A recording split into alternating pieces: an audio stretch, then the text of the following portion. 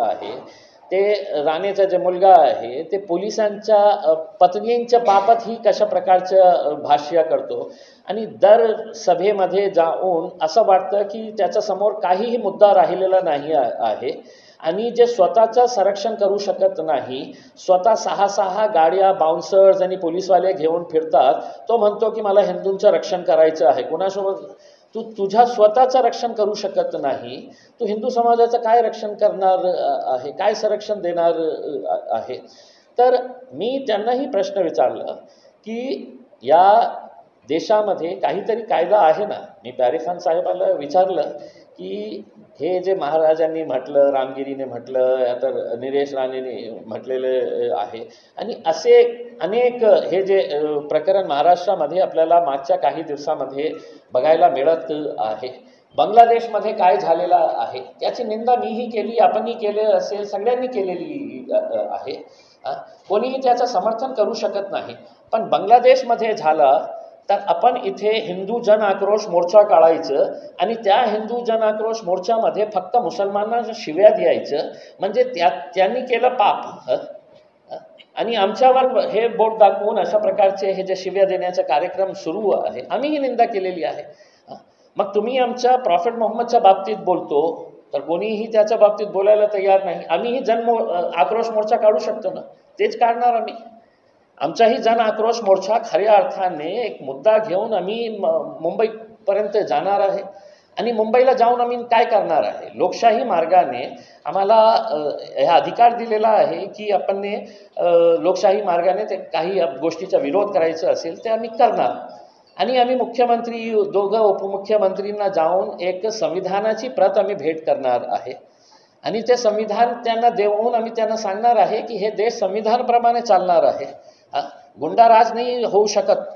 महाराष्ट्रासारखा एक प्रगतिशील राज्य ज्याला आपण म्हणतो की ज्याची एक परंपरा आहे, फुले, शाहू, आंबेडकर, छत्रपती शिवाजी महाराज, छत्रपती संभाजी महाराज यांचं नाव उल्लेख घेऊन आपण आपल्या भाषणाची सुरुवात करणारे हे लोक अशा प्रकारचे गुंडराज महाराष्ट्रामध्ये आणत असेल तर त्यांना एक संविधानाची प्रत आम्ही भेट देण्यासाठी मुंबईला जाणार आहे.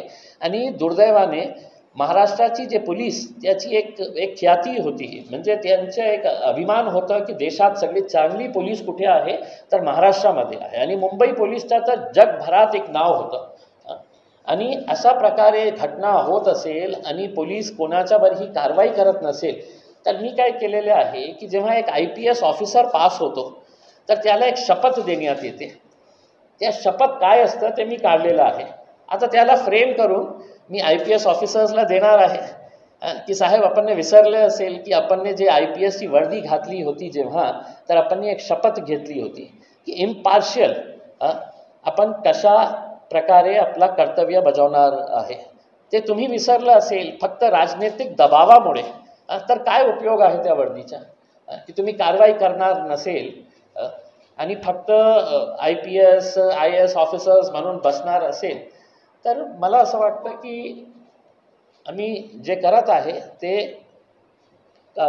संविधानाच्या चौकटीमध्ये राहून आम्ही हे करत आहे. आम्ही कधीही कुठेही कोणत्याही जातीचा धर्माचा आदर केला नाही, करणार नाही.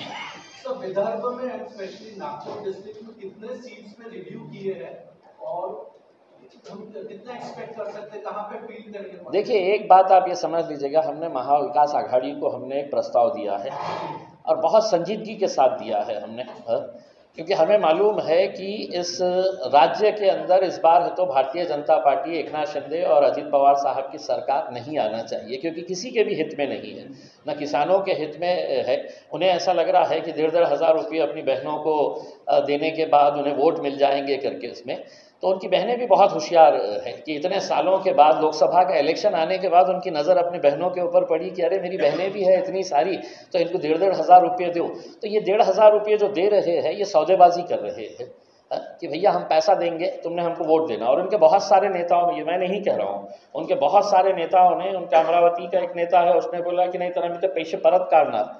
औरंगाबाद के अंदर उनका एक भाजप का MLA उसने बोला की मिळाले ना, तुझ्या खात्यात आले ना, आता आमचा विचार करा, मतदान आम्हालाच करायचे आहे. म्हणजे स्पष्ट त्यांनी केलेले आहे. तर त्यांना असं वाटतं की 1,500 हज़ार रुपयेमध्ये आपण मत विकत घेऊ शकतो. तो हमारे को अभी महाविकास आघाड़ी की तरफ से कुछ नेताओं के, बड़े बड़े नेताओं के साथ बातचीत तो हुई, मेरी ज़ाती तौर के ऊपर मेरी खुद बातचीत हुई, और हमने उनको समझाया कि देखिए, हमारी जितनी ताकत है उतनी ही बात करेंगे, उतनी ही सीटों की हम बात करेंगे। अगर हमारी 25 सीटों के ऊपर हमारी ताकत है तो हम 25 की बात करेंगे, हम ये नहीं बोलेंगे कि आपको हमको 100 सीटें दे दे करके उसमें। लेकिन अगर आप हमको नहीं लेते हैं तो आप हमको एक मैसेज दे रहे हैं, और पूरे महाराष्ट्र को मैसेज दे रहे हैं कि हम एमआईएम को इस वजह से नहीं ले रहे हैं कि इनकी कोई ताकत महाराष्ट्र के अंदर नहीं है।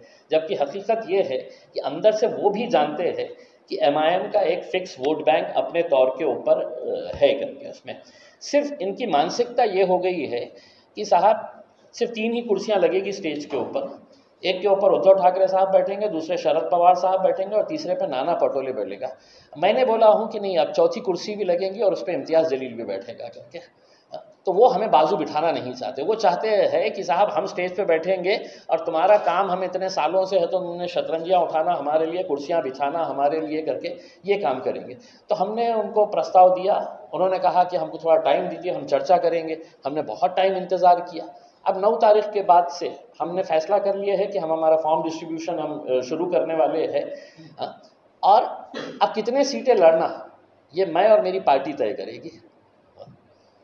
तो अभी हमारा उसका आकलन चल रहा है, विदर्भा के अंदर कितने सीटें हो सकती है। हमारी विदर्भा की पूरी टीम है, हमने इनसे पूरों से रिपोर्ट्स मांगे हैं, रिपोर्ट्स ले रहे हैं, और जहाँ जहाँ पर भी हमें अच्छे कैंडिडेट्स, मजबूत लोग मिलेंगे, हम यकीनन पूरी ताकत के साथ उतरेंगे। राज्य के अंदर कहीं ना कहीं कोई कायदा है, कोई कानून है, कोई भी कैसे भी खड़े रहेगा, कुछ भी किसी तरह का बयान दे देगा और कोई कार्रवाई नहीं होगी।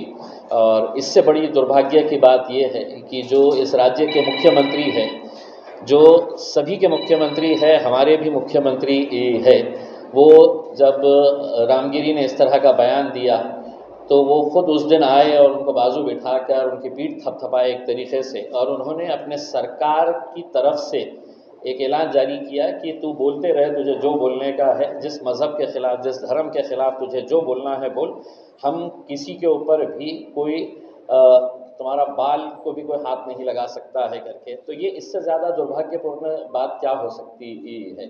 जबकि हमारी उम्मीद ये थी कि एक सरकार का प्रमुख, एक परिवार का प्रमुख की हैसियत से उनकी जिम्मेदारी थी कि उन्होंने इस बात की आलोचना करना और लोगों से ये कहना कि प्रवचन के अंदर इंसान को इंसान की तरह कैसे जीना चाहिए करके, मनुष्य म्हणून कशा जगता येईल याच्या बाबतीत त्यांनी बोलायला पाहिजे। एक दूसरे के धर्म का पोस्टमार्टम करने के लिए तो प्रवचन होते नहीं है मेरे हिसाब से। तो हमारी यह सोच पक्की बन चुकी है कि ये जो महाराज ने जो बोला है, ये सरकार के बोलने के ऊपर बोला गया है, और सरकार ने अपनी मंशा आके क्लियर कर डाली। हमें बहुत ज़्यादा इसके अंदर तह तक जाने की ज़रूरत नहीं पड़ी। सरकार ने बोल दिया है कि तुम बोलते रहो, हम तुम्हारा साथ देते रहेंगे।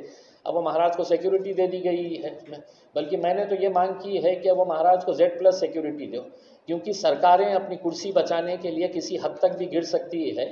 हो सकता है कि कल महाराज की जान के ऊपर भी ख़तरा बनाए, महाराज की जान लेने के ऊपर तक भी वो आ सकते हैं, और उसका इल्ज़ाम मुसलमानों के ऊपर है तो ठिकड़ा फोड़ सकते हैं। तो अब वो महाराज की जान बचाने की जिम्मेदारी भी सरकार की है, उसको Z+ दो, Z+ से ऊपर और कोई सिक्योरिटी होंगी तो दो, वरना अपनी कुर्सी, अपनी सत्ता बचाने के चक्कर के अंदर ये सरकार किसी भी हद तक नीचे गिर सकती है। उन्होंने ये साबित कर दिया है। हाँ, मुंबई हमने 5 दिन का हमने 5 दिन का ऐलान किए थे। हम सोमवार के दिन हम हमारी मीटिंग्स कॉल करेंगे, और मीटिंग के अंदर हम एक डेट तय करेंगे। मुझे मालूम है कि हिंदू धर्म के अंदर गणपति का त्यौहार बहुत बड़ा होता है, और हम आदर करते हैं आपके त्यौहार का, आपके धर्म का और आपके मज़हब का। मेरे में और रामगिरी के अंदर ये फ़र्क है। तो हम नहीं चाहते कि हम यकीनन हम डेट डिक्लेयर करेंगे, और डेट डिक्लेयर करने के बाद हम पूरे महाराष्ट्र से, और मैंने जैसा कहा है, किसी ने कहा है, जिसने ये भी कहा है कि भाई हम मस्जिदों के अंदर चुन चुन के और घुस घुस के मारेंगे। उनके एक भाई ने कहा है कि कौन इम्तियाज़ जलील, तो तुझे बहुत जल्द पता चलेगा कि इम्तियाज़ जलील कौन है करके। जब मुंबई की तरफ हमारी गाड़ियों का काफिला और हम कूच करने के लिए जब निकलेंगे, तो कौन इम्तियाज जलील है, उस दिन आपको जवाब मिल जाएगा. मग मी एक प्रस्ताव दिलं होतं की पुण्याचं नाव तुम्हाला बदलण्याची हिंमत आहे का, करा ना त्याचं नाव फुले. सावित्रीबाई फुलेचं तर खूप मोठं काम आहे ना पुण्यामध्ये. तर पुण्याच्या ऐवजी फुले नाव ठेवा. तुम्ही कोल्हापूरचं नाव बदला. नागपूरमध्ये डॉक्टर बाबासाहेब आंबेडकरांची दीक्षाभूमी आहे, ते नाव बदला ना डॉक्टर बाबासाहेब आंबेडकरांचं. मुंबईचं नाव आपण बदला ना. खऱ्या अर्थानं तुम्हाला हे आहे तर मुंबईचं नाव तुम्ही छत्रपती शिवाजी महाराज, एक MIMचा माजी खासदार आणि MIMचा सदस्य म्हणतो की मुंबईचं नाव तुम्ही छत्रपती शिवाजी महाराजांच्या नावानं ठेवा. तुम्हाला फक्त माझ्या शहरामध्ये येऊन घाणेरडी राजनीती करायची होती. अनेक वर्षापूर्वी बाळासाहेब ठाकरे आले होते, काहीतरी त्यांना एक तेढ निर्माण करायचा होता, काहीतरी मुद्दा घ्यायचा होता, म्हणून त्यांनी हे काहीतरी हिस्टॉरिकल त्याच्यामध्ये रेलिव्हन्स असायला पाहिजे. पण काय आहे की ज्यांच्याकडे काही मुद्दे नसतं, ज्यांच्याकडे काही मुद्दे नसतं ना, तर आता तुम्ही बघितलं असेल की छत्रपती शिवाजी महाराजांचा पुतळा जेव्हा पडला तर सगळं मीडियामध्ये, सोशल मीडियामध्ये हेच चाललं होतं. मग त्यांनी एक पिल्लू पाठवलं अहमदनगरला आणि पिल्लूला सांगितलं की बाबा तू अशा प्रकारचं एक वक्तव्य कर की ज्याच्यामध्ये की आम्ही मशिदीमध्ये घुसून ते गेलं. छत्रपती शिवाजी महाराजांचा पुतळा 2nd नंबरवर आला आणि 1ल्या नंबरवर मुद्दा कोणता आला की ते राणेचा